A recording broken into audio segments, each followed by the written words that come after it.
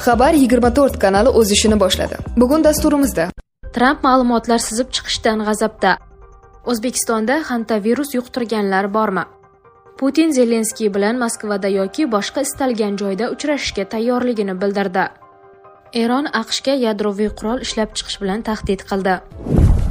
O'zingizni aldamang. Tez-tez hojatga chiqish, siyganda qiynalish, kechasi uxlay olmaslik. Bu oddiy shamollash emas. Bu prostata muammosi. Agar bugun e'tibor bermasangiz, ertaga og'riq ham, asorat ham kuchayadi. Vulkan 100% tabiiy, kuchli tabobat inyomi. Prostata bezidagi yallig'lanishni kamaytiradi. Siydik yo'lini tiklaydi. Erkaklik quvvatini kuchaytiradi. Bir qaror hayotingizni o'zgartiradi. Sokin hayot kechirasiz yoki yana qiynalishda davom etasiz. Tanlov sizniki. Hoziroq qo'ng'iroq qiling va 30% chegirmaga ega bo'ling. Yetkazib berish O'zbekiston bo'ylab mutlaqo bepul.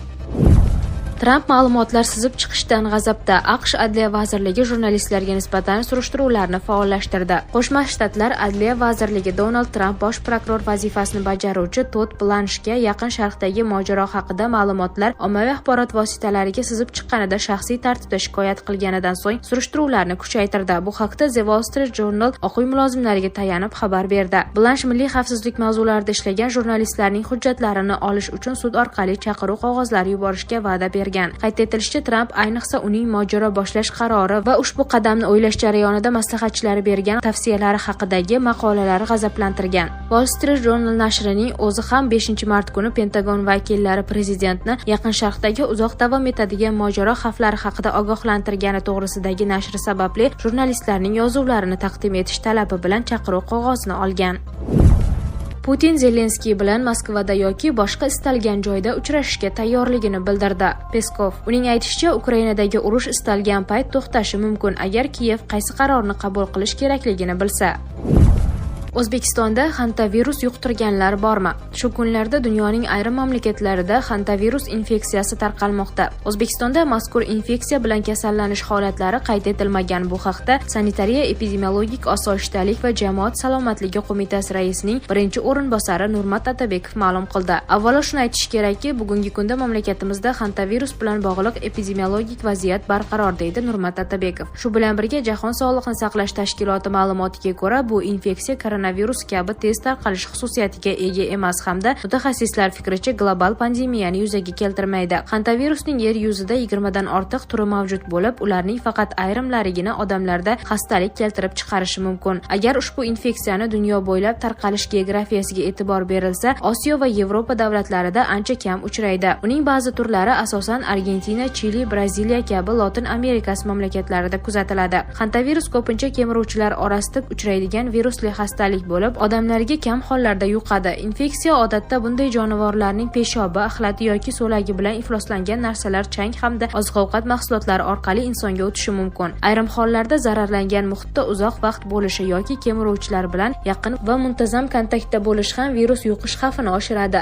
Mazkur kasallik ko'p hollarda tana haroratining ko'tarilishi, bosh og'rig'i, holsizlik, ko'ngil aynishi, qusish, mushak va qorin sohasida og'riq kabi klinik belgilar bilan kechishi mumkin. Uning og'ir shaklida buyrak yetishmovchiligi hamda yurak, qon tomir va nafas olish tizimi bilan bog'liq xavfli asoratlar kuzatiladi. Dunyoda hantavirusga qarshi maxsus vaksina ishlab chiqilmagan. Buning uchun tegishli davolash protokoli ham mavjud emas. Muolaja asosan simptomatik, ya'ni bemordagi belgilarga qarab olib boriladi. O'zbekistonda hantavirus bilan kasallanish holatlari qayd etilmagan. Sanitariya epidemiologik osoyishtalik va jamoat salomatligi qo'mitasi tomonidan virusologik monitoring ishlari muntazam olib borilmoqda. Shunday bo'lsa-da, o'zbekistonliklarga bir nechta profilaktik choralarga amal qilish tavsiya etiladi. Jumladan, shaxsiy gigiyena qoidalariga rioya qilish, yashash va ish joylari ozodaligiga e'tibor qaratish, oziq-ovqat mahsulotlarini xavfsiz saqlash, meva va sabzavotlarni iste'mol qilishdan avval yaxshilab yuvish, kemiruvchilar chiqindilarini supurishdan avval namlab tozalash, omborxona va yopiq xonalarni muntazam shamollatish lozim. Endemik hududga borib kelganlar bu haqda oilaviy poliklinikaga xabar berishi lozim. Bildirilishicha, bugungi kunda mamlakatda epidemiologik vaziyatni barqaror saqlash hamda chetdan kirib kelishi mumkin bo'lgan kasalliklarning oldini olish maqsadida 53 ta chegara punktida doimiy nazorat yo'lga qo'yilgan.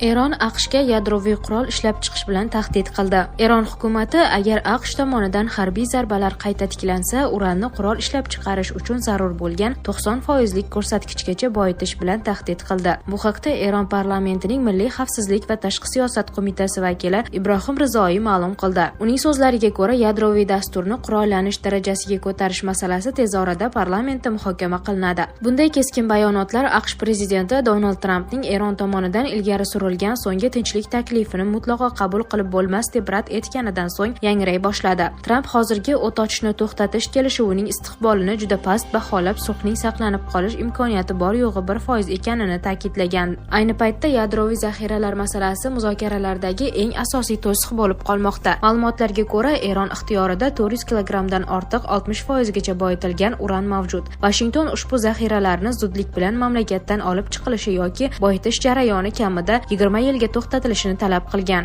AQSh rasmiylarining hisob-kitoblariga ko'ra, Tehron mavjud xomashyoni bor yo'g'i 2 hafta ichida qurol darajasiga yetkazish va bu zaxira 11 ta yadroviy jangovar kallak yaratish uchun yetarli bo'lishi mumkin. Isroil bosh vaziri Benyamin Netanyahu ham masalaga qat'iy munosabat bildirib, Eronning yadroviy salohiyati to'liq yo'q qilinmaguncha urushni tugagan deb hisoblab bo'lmasligini aytgan. Shu bilan birga mintaqada psixologik bosim ham kuchaygan. Isroil ommaviy axborot vositalari mahalliy fuqarolarning telefonlariga Eron nomidan tahdidli xabarlar kelayotgani, unda tungi osmonda quyoshni ko'rasiz deya yaqinlashib kelayotgan raketa hujumlariga ishora qilinayotganini haqida yozmoqda. Pokiston vositachiligida o'rnatilgan va 8-apreldan buyon amal qilayotgan vaqtinchalik tinchlik holati hozirda jiddiy xavf ostida turibdi.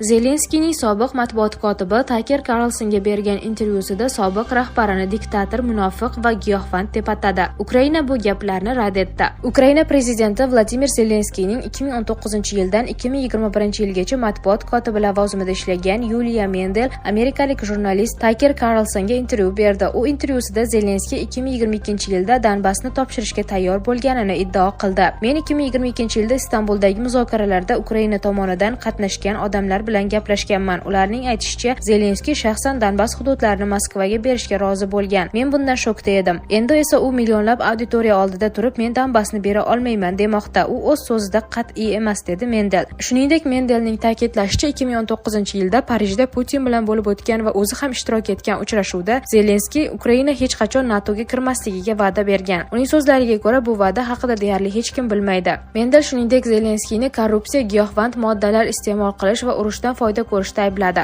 Intervyu e'lon qilinganidan so'ng Mendel Ukrainaning Mirotvoris sayti bazasiga Rossiyaparast shaxs sifatida kiritildi. Bunga sabab sifatida Rossiya tashviqotini tarqatish ko'rsatilgan. Bu xonim hech qanday muzokaralarda qatnashmagan, qarorlar qabul qilishda ishtirok etmagan, es-hushi joyida emas. Mendelning gaplari asossizdir deya Mendelning intervyusiga izoh bergan Ukraina prezidenti maslahatchisi Litvin.